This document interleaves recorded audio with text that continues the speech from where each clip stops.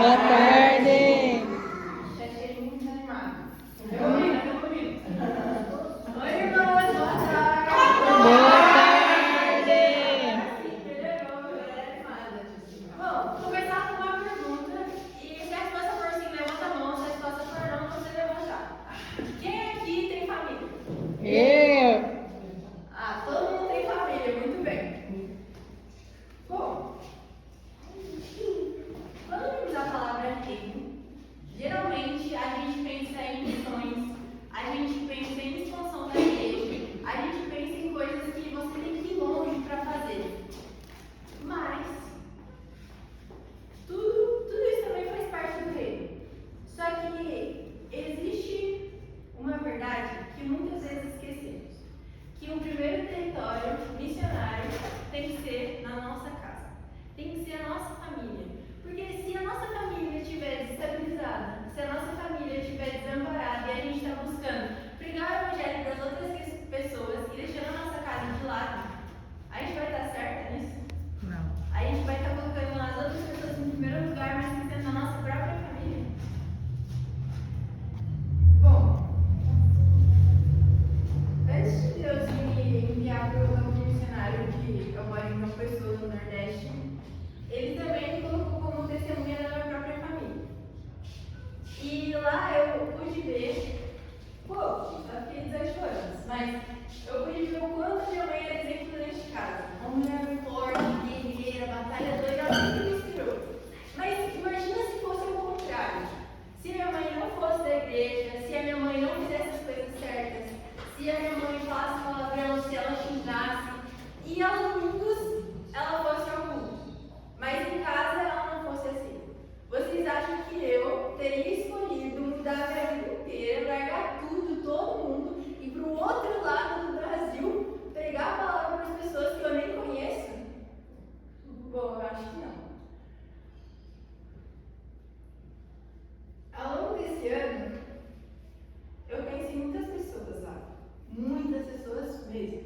Eu fiz uma campanha no Ceará, lá em Fortaleza. E o bairro que a gente foi o bairro mais perigoso do Brasil. Lá eu conheci muita gente, muitas culturas, muitas famílias e lugares muito diferentes. E me fizeram perceber o quanto existem famílias que são famílias que precisam de ajuda, que precisam de alguém naquela casa para ser exemplo, para fazer, para acontecer. Porque só falar é uma coisa. Você pode até ser chamado de hipócrita. Você falando para a pessoa ir para a igreja, para a pessoa fazer isso, para fazer aquilo, mas você mesmo não faz. Só que quando você é o exemplo, às vezes você não precisa nem abrir a boca. Porque o seu exemplo ele arrasta, ele basta. E as pessoas, por mais que achemos que não, as pessoas vêm. Os seus pais que moram com você, veem você dentro. Ou os seus filhos que moram com você, eles veem. E aí você pode pegar muitas vezes, como a Néia mostrou, mas você tem a oportunidade de voltar, você tem a oportunidade de fazer de novo. E mais do que isso, você tem a oportunidade de fazer melhor do que a última vez. Não é só fazer de novo, é melhorar.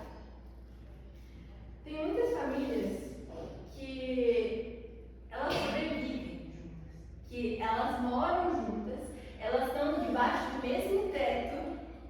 Elas socialmente conversam, você vai comer? Tá bom, fica lá. Não, faz sua própria comida que hoje não tá legal. Coisas assim, básicas. Mas elas não têm um relacionamento de verdade.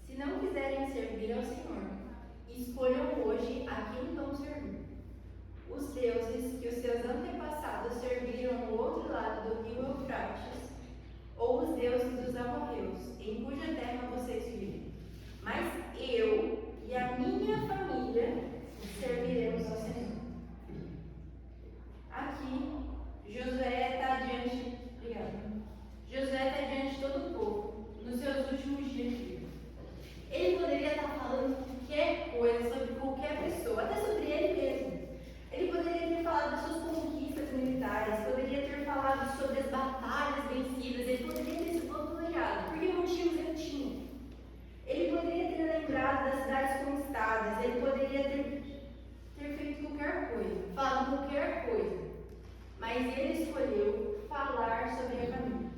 Essa é a declaração mais famosa da Bíblia inteira dele. E ele falou sobre a família. Eu e a minha família, serviremos ao Senhor. Josué, nesse momento, ele entendeu uma coisa: que a vitória não é conquistar, ele entendeu que a vitória é conquistar o próprio lar para Deus. Porque com Deus, a gente tem um lar firmado na rocha, não é um lar firmado na areia, não é sem base, não é sem fundamento. Ele começou na casa dele. Um exemplo muito bom disso é Paulo e Barnabé.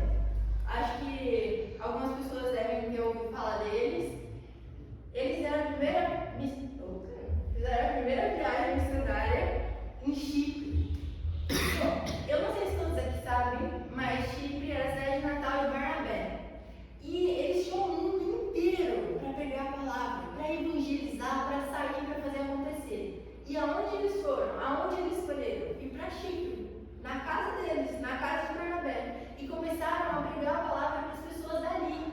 Porque você não precisa sair, você pode pregar na sua família, você pode evangelizar a sua família. Se você tem alguém não convertido na família, prega a palavra. Se todos são convertidos, prega a palavra, porque a gente precisa de ajuda, a gente precisa melhorar constantemente. Ninguém aqui, eu tenho certeza que ninguém sabe tudo sobre a Bíblia.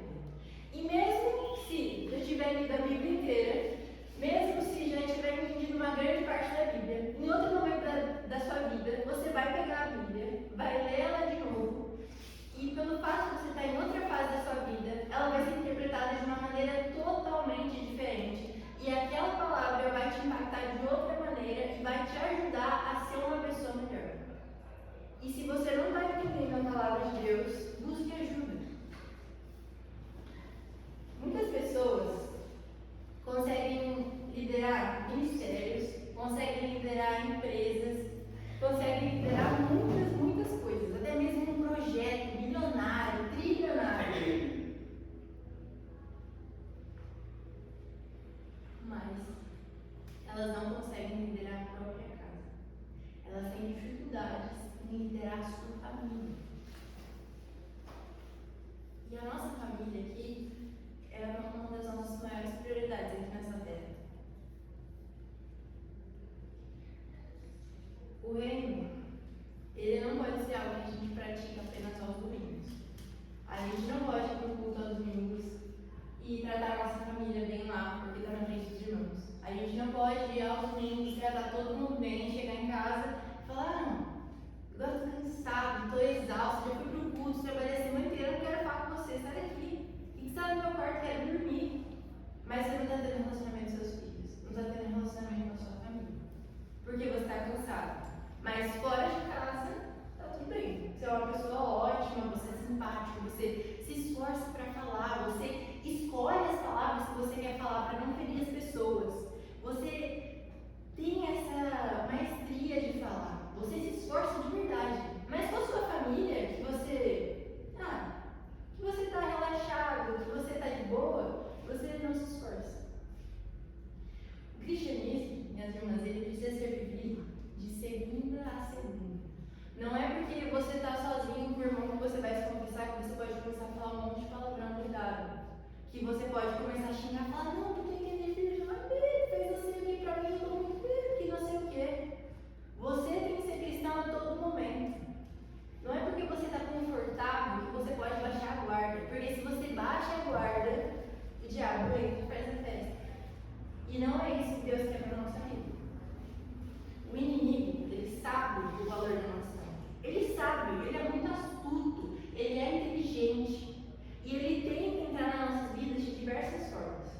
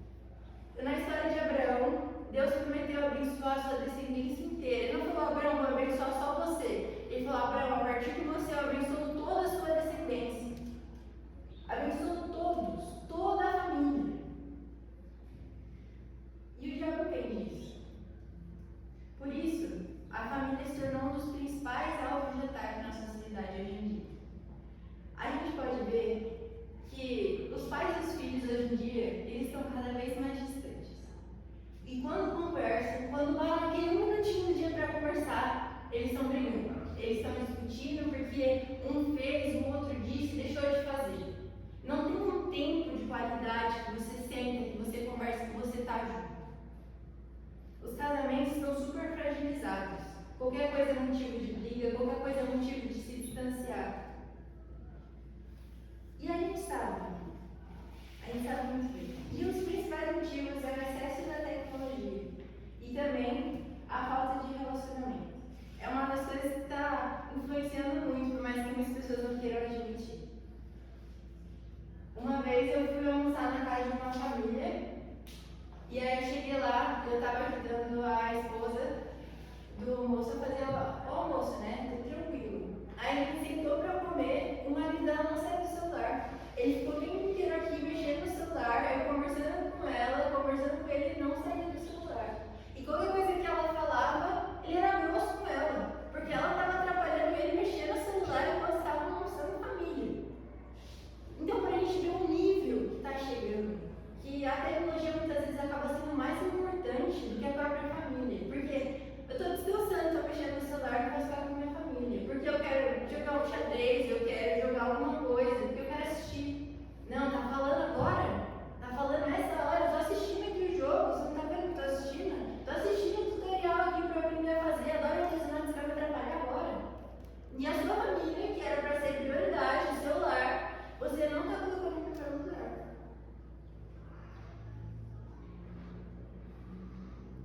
Tem muitas casas que elas estão cheias de pessoas.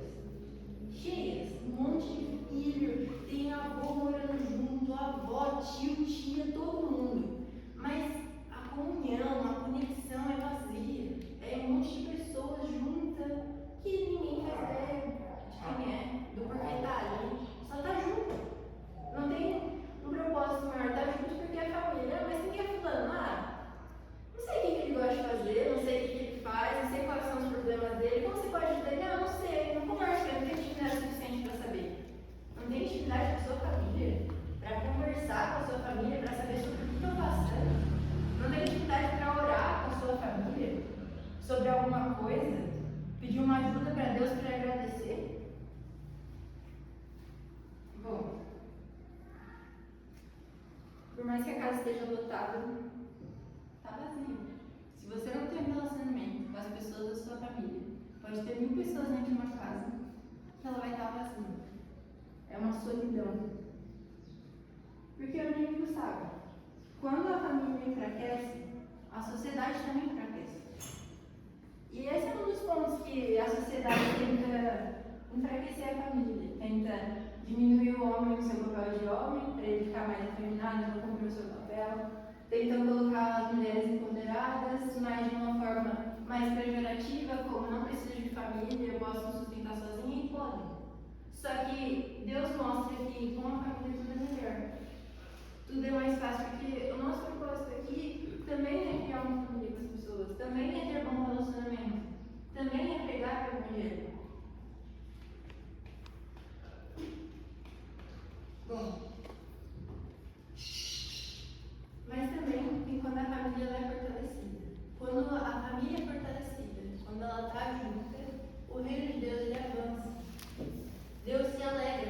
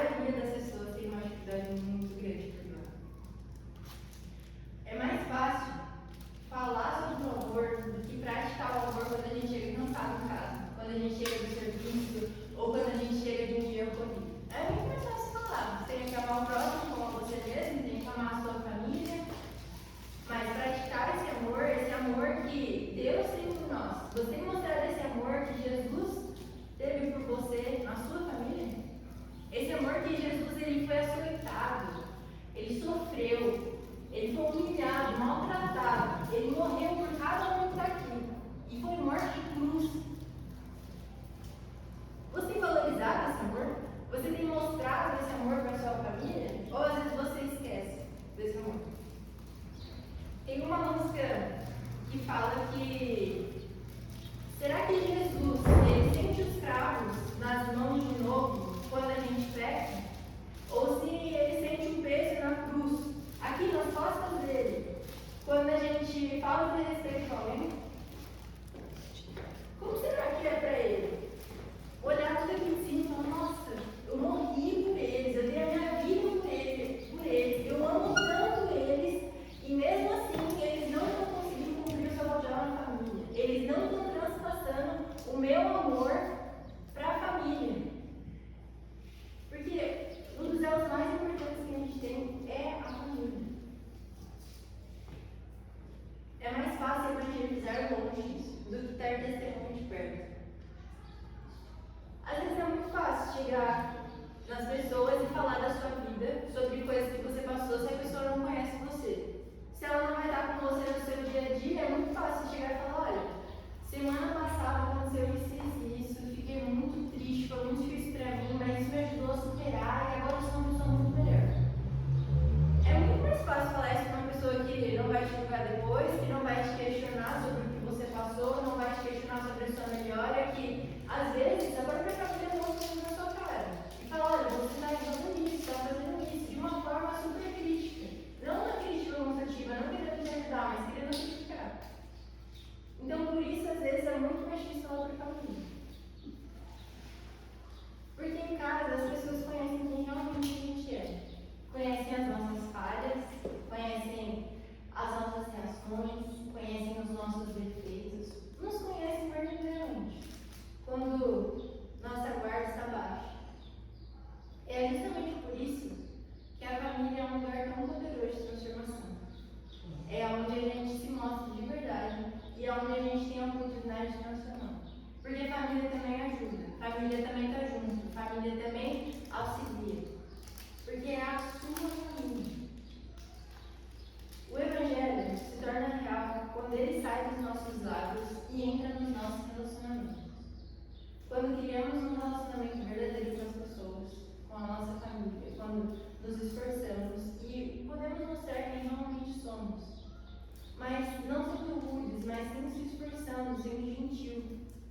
Porque se você tem capacidade de ser super gentil com uma pessoa que você não conhece, que você não vai ter um relacionamento depois, você consegue ser melhor ainda com a pessoa que você mora junto, com a pessoa que você sabe que nada mora com você, com a pessoa que você sabe que está ali há todo tempo. Você consegue tratá-la bem, você consegue evangelizar essa pessoa, consegue falar de Cristo, consegue orar por ela, consegue ser um pilar na vida dela, consegue ser exemplo. Beleza? As pessoas estão bem. Bom, como eu falei sobre o Ceará, como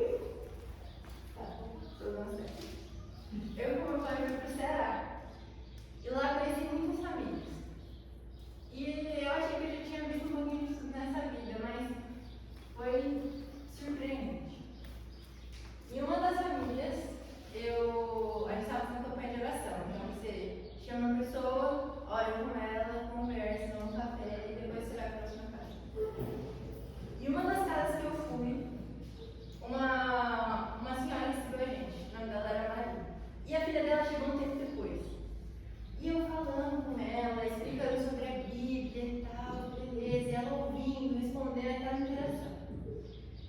E aí a filha dela começou a chorar. E a filha dela deveria ter por volta de uns 40, 50 anos nessa faixa etária. E eu não entendi por que ela estava chorando. Aí ela começou a falar que o marido dela tinha falecido. E ele faleceu e deixou 2 filhos para ela criar. Um adolescente e o outro era bem criança. E esse bem criança ele foi crescendo, foi passando os anos, o tempo, e ele acabou se desviando da mulher. E essa mulher sempre foi muito temente a Deus. Mas ela se afastou um pouco da igreja, e era meio corrido para ela, porque ela trabalhava muito, então não conseguia ficar tanto assim com os filhos.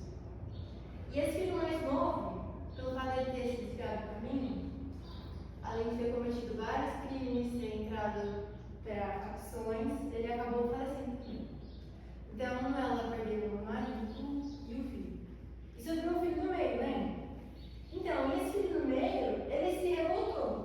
Porque ele ficou tão abalado por não ter conseguido ser exemplo de homem pro irmão dele mais novo,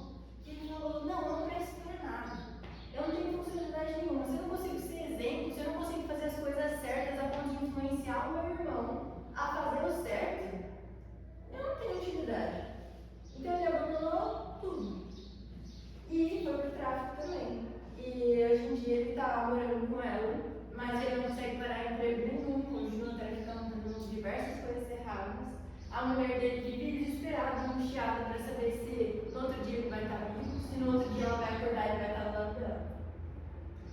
Então, a gente vê como o exemplo ele influencia as pessoas. Porque uma coisa que a gente faz durante a nossa vida de influenciar as pessoas em relação ao nosso exemplo pode afetar a vida inteira da outra pessoa. E eu falei para ela que o exemplo dela, por mais que ela achasse que não estava sendo notável, por mais que ela achasse que o filho dela não estivesse bem dentro dela, e que ela tinha que continuar naquele caminho, ela tinha que continuar indo na igreja de Cristo, tinha que continuar orando pelo filho dela. Porque é questão de perseverança. Você tem que se manter firme na fé. Uma outra família também que a gente visitou, que eu dei uma palestra na casa delas, é uma casa só de mulheres. Uma casa bem humilde, assim, feita de madeira e barro.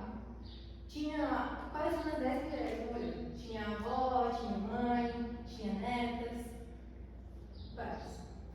E na região que a gente estava no interior do Ceará também. Foi vários dias de viagem, né? E essas mulheres, elas sofriam violências sexuais. Mas lá é algo muito generalizado, então para as pessoas de lá é muito normal. Então, aquelas mulheres elas eram abusadas, algumas eram prostitutas e para eles estava tudo bem. Porque eles precisavam sobreviver de alguma maneira. E é uma casa só de mulheres, então que trabalho teria? Que salvação teria para aquela família? Se você nasce ali sendo mulher, você está destinada a ser uma prostituta, senão você passa fome. O que elas podiam fazer? A marido morreu. Então, tem uma ONG que a Damaris e a amiga dela regem lá, né? E com muito esforço, com muito sacrifício, eles conseguiram evangelizar essa família de mulheres, para a graça de Deus. E hoje, a cabeça daquela família, que no caso é a avó, ela se converteu ao cristianismo e elas estão evangelizando as filhas e as netas e todo mundo que está naquela casa. E as outras pessoas que moram com ela aceitaram receber a gente, porque a avó, ela se converteu e viam a mudança dela, viam a diferença que ela tinha na família, acharam uma salvação, e acharam a salvação através de quem? Através de Cristo. E aquela família agora, que era uma família desamparada, que era uma família que vivia de prostituição, de assédio, que era uma família triste, que era uma família que sofria muito, sofria na pele, agora estava se endireitando e agora achou salvação em Cristo. Era uma família que antes era deturpada, que não tinha paz. E agora elas têm, porque elas acharam quem é o caminho, acharam quem é a verdade, acharam a vida. Porque, minhas irmãs, a gente não tem vida se não for em Cristo. A gente não tem vida se não for nele. Sem ele, nós estamos perdidos.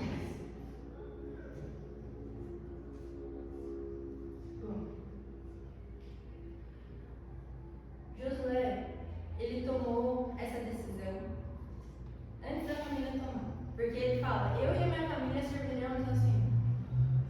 A família dele não fala nada aqui nesse versículo. Ele fala pela família. Ele não falou, se a minha família quiser servir ao Senhor. Ele afirmou, com certeza. Ele falou que a família dele, a casa dele, as pessoas que estão com ele, servirão ao Senhor. E não é porque ele controlava a família, não me entenda mal. Ele não estava sendo possessivo, ele não estava falando, você vai servir ao Senhor agora que eu estou mandando. Ele não estava falando isso. Ele estava falando isso porque ele assumia o papel de ter essa responsabilidade espiritual diante da casa dele, porque ele é o cabeça. Porque toda mudança em uma família começa quando alguém se posiciona. Porque se ninguém se posicionar, todo mundo fica à mercê do mundo. E a gente sabe, as irmãs, como o mundo está hoje em dia. Como é estar à mercê do mundo. Então, é quando alguém se posiciona, quando alguém ora, quando alguém perdoa, quando alguém decide interromper ciclos de pecado. Quando alguém para e fala, isso não é certo. Nós não podemos, como cristãos, estar fazendo isso. Está errado. Então a gente tem que mudar. E aí ele guia toda a família para o certo. Porque como eu falei, o exemplo ele arrasta. Porque alguém naquela família decidiu quebrar padrões. Porque não precisamos ser escravas do pecado. Não precisamos estar presas no nosso passado. Porque o passado já foi, o que vai determinar o nosso futuro, o que vai determinar a vida eterna é nós, agora, nesse momento. O que você está fazendo agora para garantir a sua vida nos céus? Talvez Deus esteja procurando essa pessoa hoje. Talvez Deus esteja atrás dessa pessoa que vai ser a pessoa que vai quebrar ciclos, que vai ser a pessoa que vai quebrar esses padrões que o mundo impõe na gente. E talvez essa pessoa seja você.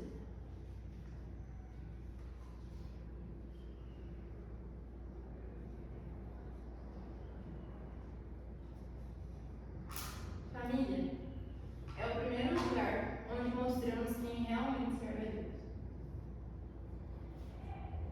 Bom, a espiritualidade verdadeira não é medida apenas pelo que fazemos diante das pessoas, mas é revelada quando as portas se fecham quando você está sozinho. Então, isso é muito bom para reforçar para vocês o que deve ser feito quando tem ninguém olhando, porque Deus sempre vai estar com a gente, sempre vai estar olhando o que a gente está fazendo, sempre vai estar vendo todos os nossos passos, desde seja aqui na esquina, daqui até o outro lado do mundo, qualquer coisa, da sua ida até visitar uma amiga, de uma festa que você vai, da repreensão que você dá para os seus filhos, o que você está ensinando, a impaciência que você tem e também ver as pessoas, ver a sua capacidade de perdoar, ver o quanto você está tentando melhorar com as pessoas. Ele vê todas essas coisas, ele nota os seus frutos. E quem a gente tem que agradar principalmente é a Deus, e só a Ele. Porque se a gente estiver agradando a Deus, se estiver seguindo Ele, obedecendo Ele, a gente está no caminho certo. O reino de Deus não é apenas uma mensagem para ser anunciada, é uma cultura para ser vivida.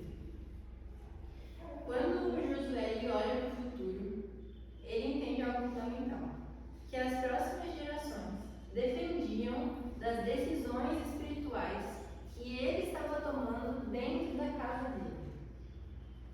Então, o quanto as suas decisões espirituais em relação à sua família têm afetado eles, o quanto seu exemplo tem arrastado, o quanto você tem seguido o exemplo de Cristo, o suficiente para arrastar a sua família, para eles servirem ao Senhor, porque nota nesse exemplo, porque eu não tenho o exemplo que a minha mãe dava dentro de casa, porque eu não tenho o exemplo que meu pai dava dentro de casa como cristão. Bom, hoje Deus continua procurando famílias que sejam faróis numa direção confusa. Quando você pensar que está tudo destruído, que não tem mais jeito, você tem que ser um farol na sua família. Você tem que ser uma rede de apoio, você tem que ser aquela pessoa que quando o outro cair, quando o outro precisar de ajuda, quando o outro tiver uma brecha, você vai estar lá para ajudar, vai estar lá para falar de Cristo. Porque Cristo é vida. Ele é o que importa. E só Ele. Então os nossos lares precisam ter oração. Precisa existir perdão. Precisa existir amor. Lares onde Cristo seja o onde Cristo seja o cabeça. Cristo é o cabeça da igreja e nós somos a igreja. Então, por que Cristo não seria o cabeça da sua casa? Não faz sentido, não bate. As duas coisas têm que estar alinhadas. Família não é apenas um projeto social, não é algo que você constrói porque é bonitinho. Não é porque eu quero ter um filho, uma gracinha, né? Vou casar, porque deve ser legal ter um marido, né? Não é apenas um projeto social. Não é apenas uma instituição humana. Família é território do reino de Deus. Agora, eu vou fazer algumas perguntas retóricas para vocês. Eu quero que cada um pense no seu último. Não precisa falar, porque eu quero que vocês pensem nas respostas mais sinceras. Você com você mesmo agora. O que precisa ser restaurado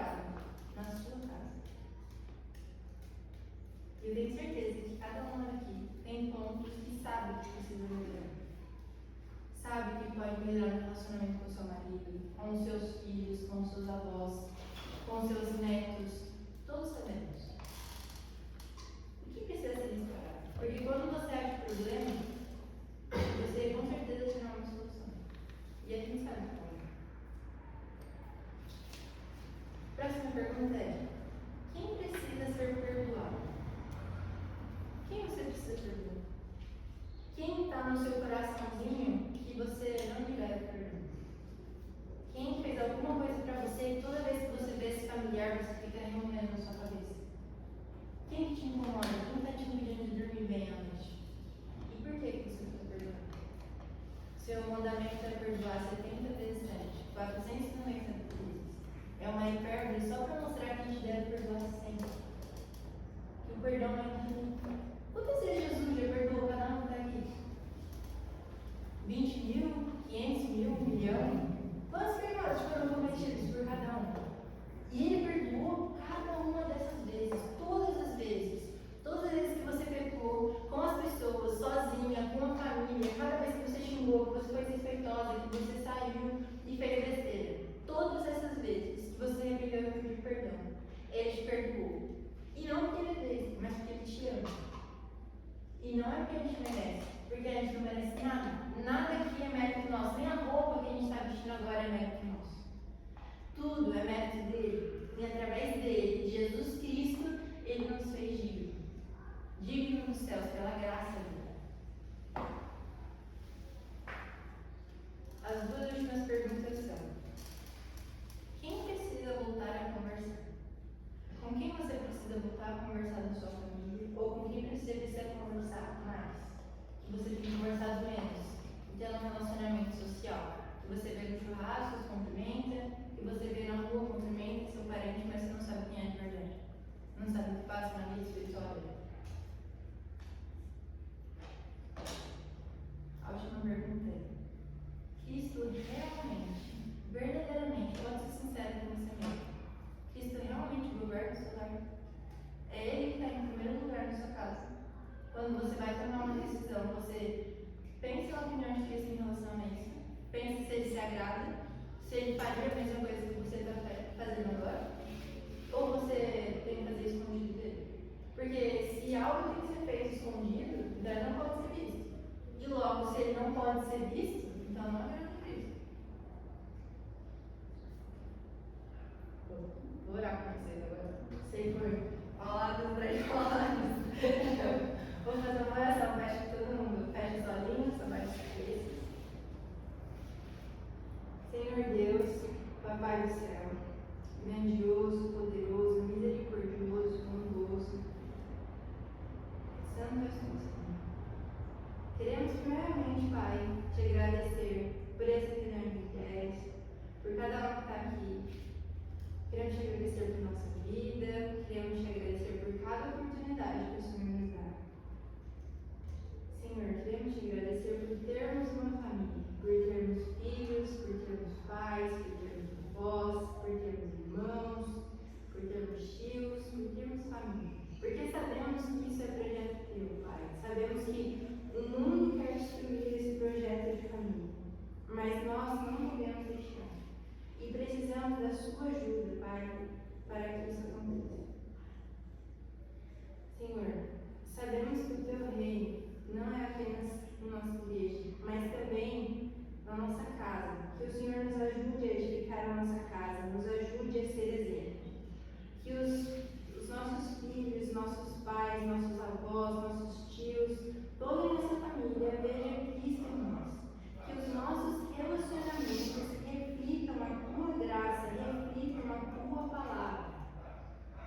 Que possamos declarar, não apenas com palavras, mas sim com atitude, Senhor, para a nossa vida. Que nós, Senhor, serviremos a Ti. E eu e a minha casa serviremos.